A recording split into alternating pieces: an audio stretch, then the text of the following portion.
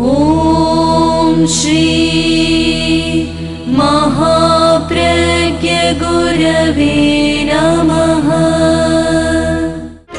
जिसके सांसों में रहता है शाश्वत शांति का स्पंदन, उस महाप्रज्ञ को वंदन, उस महाप्रज्ञ को वंदन। सत्य अहिंसा अनेकांत को अर्पित जिसका तन मन, उस महाप्रज्ञ को वंदन, उस महाप्रज्ञ को वंदन।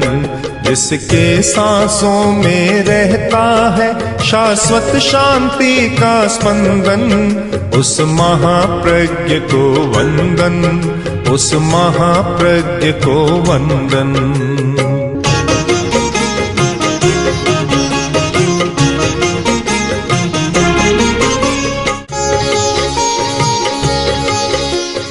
सामंजस्य के लिए शरीर का अध्ययन बहुत जरूरी।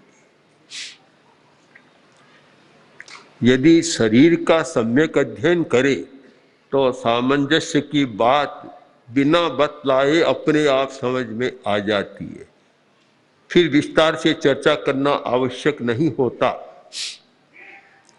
हमारा शरीर एक पूरा यंत्र है, तंत्र है। कितने अवयव है, वो सब मिलकर किस प्रकार कार्य का संचालन और संपादन करते हैं। एक एक अवयव पर ध्यान दें कि अगर लीवर न हो तो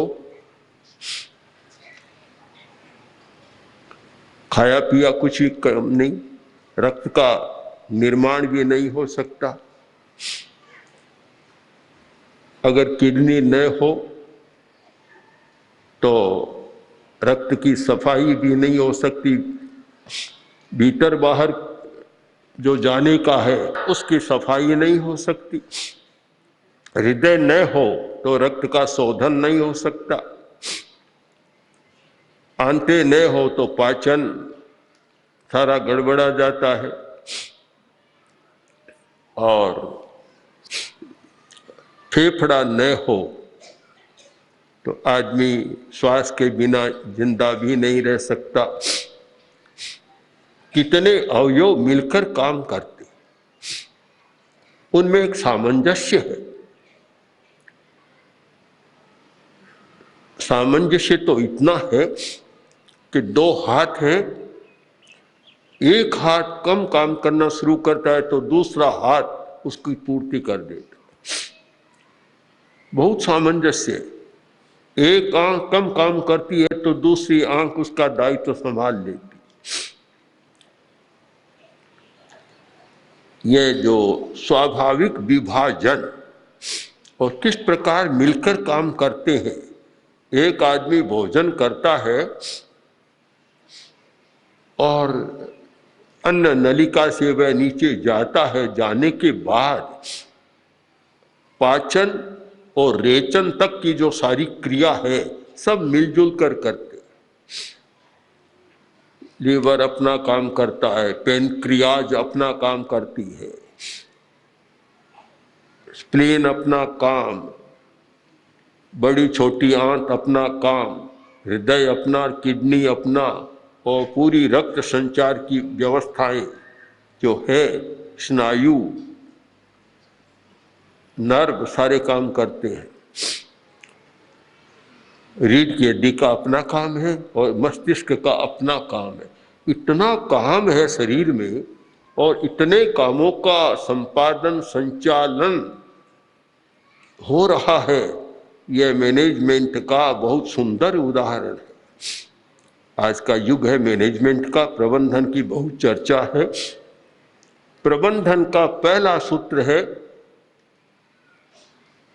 दायित्व का, कार्य का विभाजन। कार्य का विभाजन यह पहला सूत्र है। एक कोई सब काम नहीं कर सकता।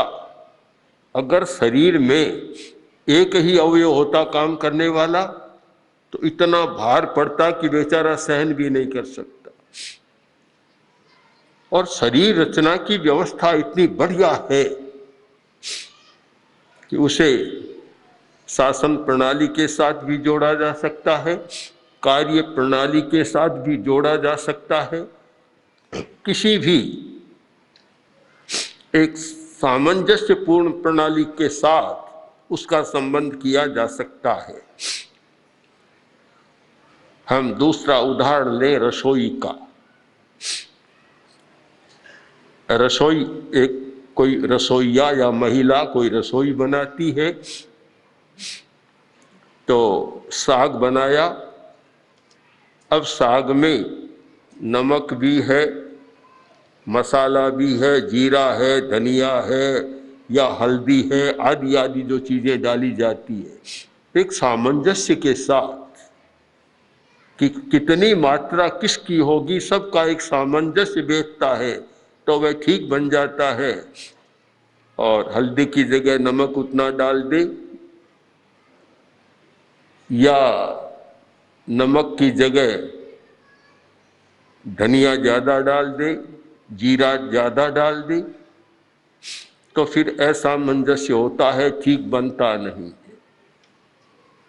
सामंजस्य का तात्पर्य होता है कि जहाँ अनेक व्यक्तियों को, अनेक साधनों को, अनेक तंत्रों को मिलकर काम करना होता है और उनकी जो पारस्परिक समझ होती है कि एक दूसरे के कार्य में बाधा भी नहीं डालते और एक दूसरे के कार्य का दायित्व भी परस्पर में बांट लेते हैं और सब मिलजुल कर काम करते हैं। एक दूसरे की पूरकता, उसके बिना वह नहीं, उसके बिना वह नहीं, पूरकता होती है। यह एक सामंजस्य साधना करने वाले व्यक्ति के लिए अथवा सेल्फ मैनेजमेंट, स्वयं प्रबंधन, उसके लिए यह कार्य विभाजन बहुत आवश्यक है। उदाहरण लें कि 4 साध्वियां या 4 समणियां यात्रा करती है। शांतिपूर्ण सहवास के लिए जरूरी है कि जाने से पहले योजना बना ले और प्रबंधन का प्रयोग करें और सबसे पहले कार्य का विभाजन करें। किसका क्या काम, कौन प्रवचन देगा, कौन जनता के साथ संपर्क रखेगा, कौन शिक्षण का काम संभालेगा। जितने भी कार्य हैं पहले कार्य की सूची बन जाए तो इतने हमारे काम हैं और फिर उस सूची के आधार पर कार्य का विभाजन कि कौन व्यक्ति क्या करेगा, ये हो जाए तो फिर व्यवस्था भी अच्छी चलती है, परस्पर में एक कहने सुनने का अवसर भी नहीं आता और कभी तनाव भी नहीं होता। बहुत आवश्यक है कार्य का सम्यक विभाग। यह सामंजस्य की दूसरी कसौटी है, दूसरा सूत्र है कार्य का सम्यक विभाग और विभाजन भी क्षमता के आधार पर कर ले। किस व्यक्ति में किस बात की क्षमता है, किसी में व्याख्यान देने की क्षमता है, किसी में जनता को पढ़ाने की क्षमता है, किसी में विद्यार्थियों को पढ़ाने की क्षमता है। सब क्षमताएं सब में समान नहीं होती और हो तो भी समय का विभाजन होगा साथ में, क्योंकि एक व्यक्ति सब काम कर नहीं सकता। यह सूत्र बड़ा महत्वपूर्ण है कि सब काम अकेला करना चाहे तो फिर कभी नहीं हो सकता। एक कोई रसोई भी बनाती है महिला, तो वही तो साग सब्जी लाए, वही पैसे की व्यवस्था करे, वही रोटी पकाए, वही सारा काम करे, तो वह अच्छा नहीं होगा। परिवार में भी एक कार्य का विभाजन है कि पुरुष क्या करेगा, स्त्री क्या करेगी। अगर यह सम्यक चले, अपना अपना काम तो परिवार अच्छा चलता है, और कार्य का विभाजन न हो तो समस्या भी पैदा होती है। यद्यपि आज ये हो गया कि स्त्रियों को भी वे सारे काम करने चाहिए जो पुरुष करते। बहुत सारी स्त्रियां सर्विस में भी जाने लग गई। यह आर्थिक दृष्टि से अपेक्षित होता है, पर इसका दूसरा पहलू चिंतनीय भी है कि माताएं छोटे बच्चों को कहीं छोड़कर और सर्विस में जाती है, उन बच्चों की स्थिति थोड़ी दयनीय बनती है, उनके संस्कारों में अंतर आता है, समस्या भी पैदा होती है, और कुछ बच्चे तो आवारा भी हो जाते हैं। माता के साथ बच्चे को जितना रहना चाहिए उतने समय वह रहे तो बच्चा माँ की बात को ठीक स्वीकार करता है, उसका अच्छा विकास होता है। ऐसा एक बार पढ़ा था कि जर्मनी में फिर इस पर चिंतन चल रहा है कि माताओं को सर्विस नहीं करनी चाहिए क्योंकि बच्चे ज़्यादा आवारा हो रहे हैं। वहाँ की एक समस्या आई, और इसका उल्टा चल रहा है आंदोलन कि स्त्रियों को घर में रहना चाहिए, बच्चों को संभालना चाहिए, बच्चों का निर्माण करना चाहिए, न कि सर्विस में जाइए। दोनों पहलू है। आर्थिक कठिनाई है तो जाना भी पड़ता है, या क्षमता है जिनमें उन्हें जाना पड़ता है, पर साथ साथ में समस्या भी पैदा होती है। पर यह तो हम निश्चित माने कि कार्य का विभाजन बहुत जरूरी है। एक विभाजन सहज है कि बच्चों का लालन पालन माँ करती है, माँ पर ज़्यादा दायित्व है।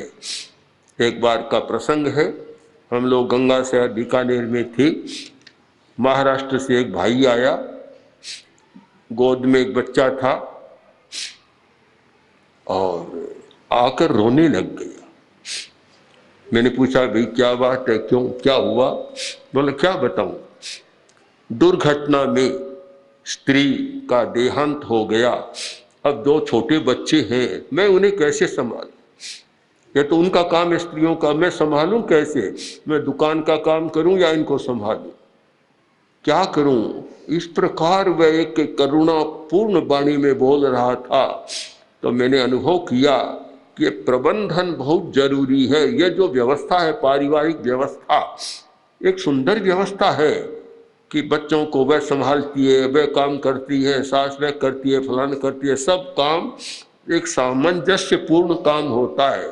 और एक व्यक्ति पर ही सारा भार आ जाए तो वह कार्य कभी अच्छा हो नहीं सकता।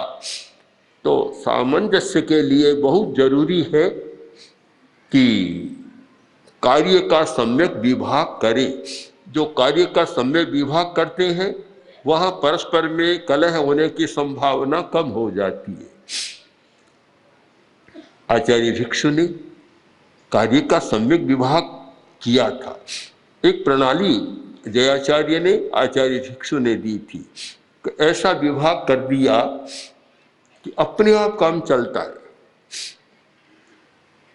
जितने हमारे साधुओं के काम होते हैं, भिक्षा कौन जाए करेगा, आहार कौन लाएगा, पानी कौन लाएगा भिक्षा में, अमुक काम कौन करेगा, कभी किसी को कहने की जरूरत नहीं। सब दायित्व का विभाग है, अपने अपने कार्य का विभाग है।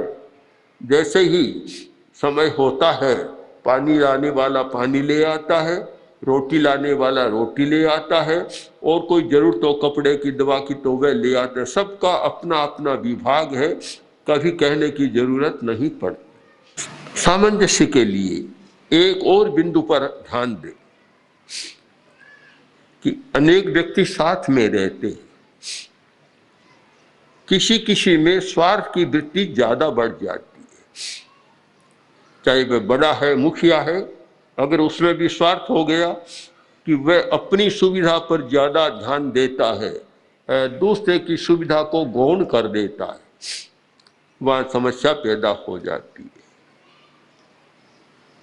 हमें दर्शन के सिद्धांत का प्रयोग यहाँ करना चाहिए। दार्शनिक भाषा में तो हम बोलते आय तुले पयासु, सब जीव समान है। ये दर्शन की भाषा में तो बोलते, किंतु व्यवहार की भाषा में ये इसका उपयोग कम होता है।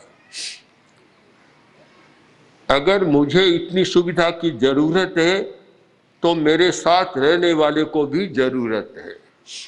मैं अपनी सुविधा पर सारा ध्यान केंद्रित कर दूं और दूसरों की सुविधा की उपेक्षा कर दूं तो फिर वह सामंजस्य बैठ नहीं सकता, फिर प्रतिक्रिया हो जाएगी, और जहां प्रतिक्रिया है वहां फिर सामंजस्य नहीं हो सकता। सबकी सुविधा पर ध्यान एक प्रमुख है। शारीरिक सेवा की अपेक्षा है तो अपेक्षा रखता है कि सब मेरे यह काम करे, सारे काम करे। कोई सहवर्ती है, छोटा है, उसको भी बीमारी हो गई, उसको भी अपेक्षा है कि सब करे, वह उसकी उपेक्षा हो जाती है।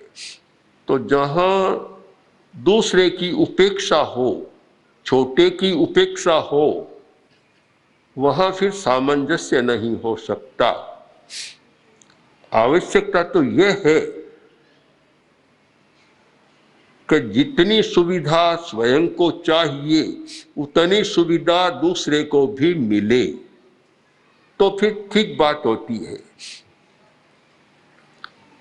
जहां दूसरे की कठिनाई है उस पर हमारा ध्यान न जाए तो फिर एक संगठन भी मजबूत नहीं रहता और एकात्मकता भी नहीं बनती। एक समय का प्रसंग है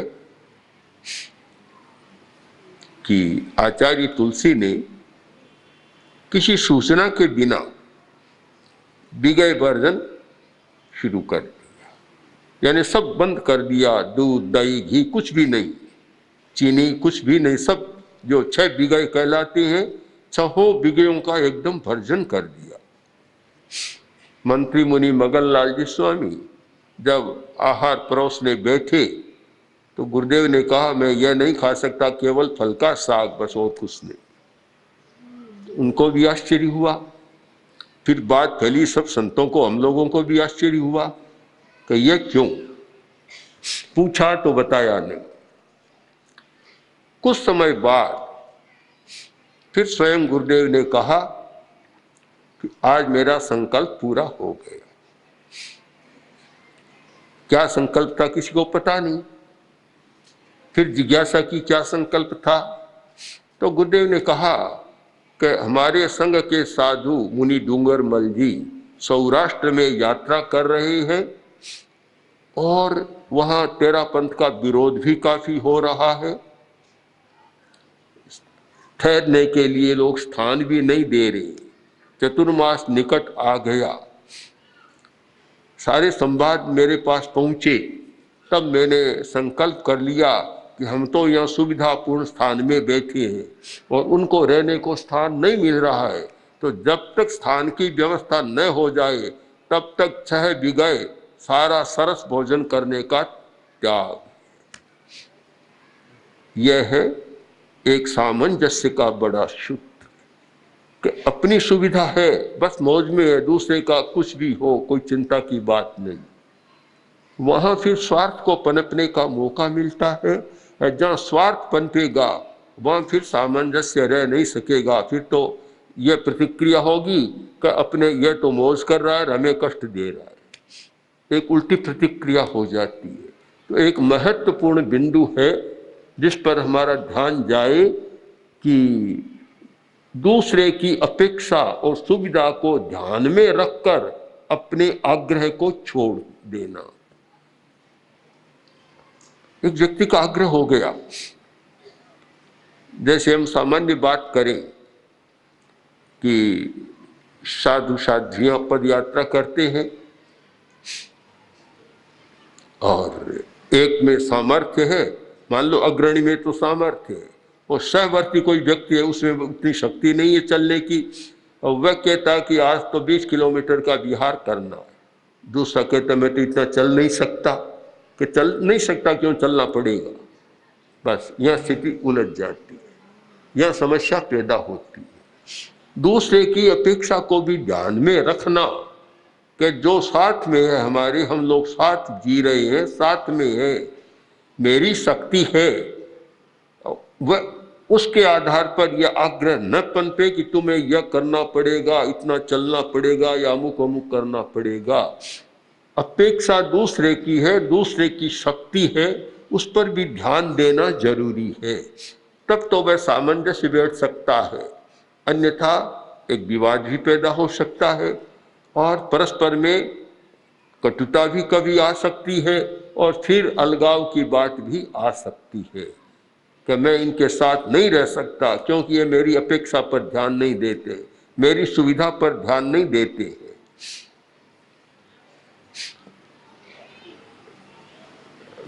प्रवचन का भी विषय है।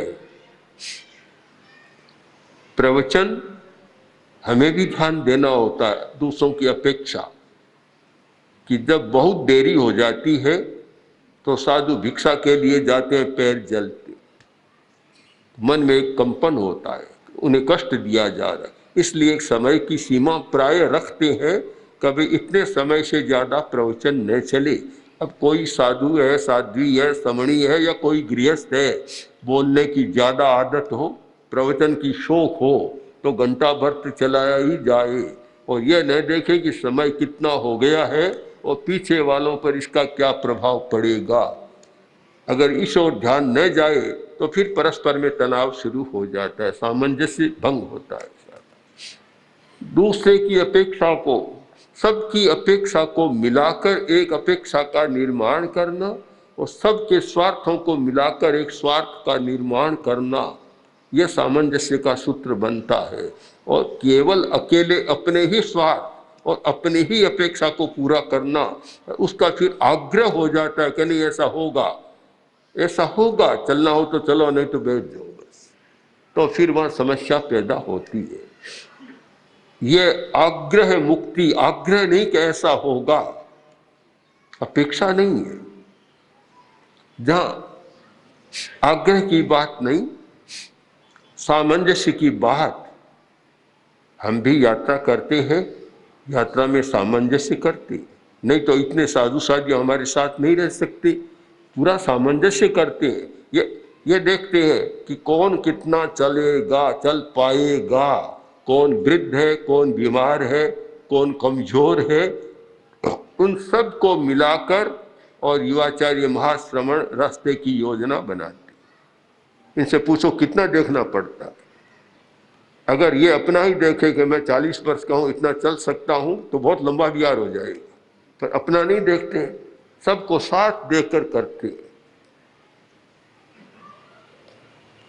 हमारी 3 वर्षों में जितनी यात्रा हुई, अगर दूसरों की अपेक्षा नहीं रखते तो इसे दुने चल सकते थे। जहाँ 10-12 किलोमीटर चलते वहाँ 20-20 किलोमीटर चल सकते थे, पर नहीं चली। चलने का कारण सापेक्षता, अपेक्षा, इतने साथ चल रहे हैं, साथ चलने वाले, साथ रहने वाले, साथ जीने वाले हैं, उनकी उपेक्षा कर और जो मुखिया हो, समर्थ हो, अपनी बात का ही आग्रह रखे, वहाँ सामंजस्य नहीं हो सकता। तो सामंजस्य के लिए जरूरी है कि अपना कोई आग्रह न हो। अच्छा जीवन वही होता है, जैसे 10वें कालिक सूत्र में कहा कि देवलोक समानो पर्याओ महेशिनम रयाणम अरयाणम च महानिरे सारिशो। ये पूछा गया कि साधु का जीवन कैसा है, अच्छा है या कैसा है? तो आचार्य ने उत्तर दिया कि जो संयम में रमण करता है उसके लिए तो साधु का जीवन देवलोक के समान है। जो संयम में रमण नहीं करता, साधुत्व स्वीकार कर लिया और संयम में मन नहीं लग रहा है, रमण नहीं कर रहा है और बार बार इंद्रियों की लोलुपता पदार्थ की ओर ध्यान जा रहा है, तो महानिरय सारिशो, उस साधु का जीवन महानारकी जीवन है, महानरक के समान है। तो ठीक है, यही होता है। ठीक है का सामंजस्य है तो साथ में रहना स्वर्ग के समान, सामंजस्य नहीं है तो साथ में रहना नरक के समान है। कष्ट भोगते रहो, आर्त ध्यान करते रहो। इसलिए एक साधक व्यक्ति को या कोई गृहस्थ भी है शांति से रहना चाहता है, उसके लिए सामंजस्य के सारे पहलुओं पर विचार करना जरूरी है। ओम आरती। ओम श्री महाप्रज्ञ गुरवे नमः। ओम श्री महाप्रज्ञ गुरवे नमः। ओम श्री महाप्रज्ञ गुरवे नमः। ओम श्री महाप्रज्ञ गुरवे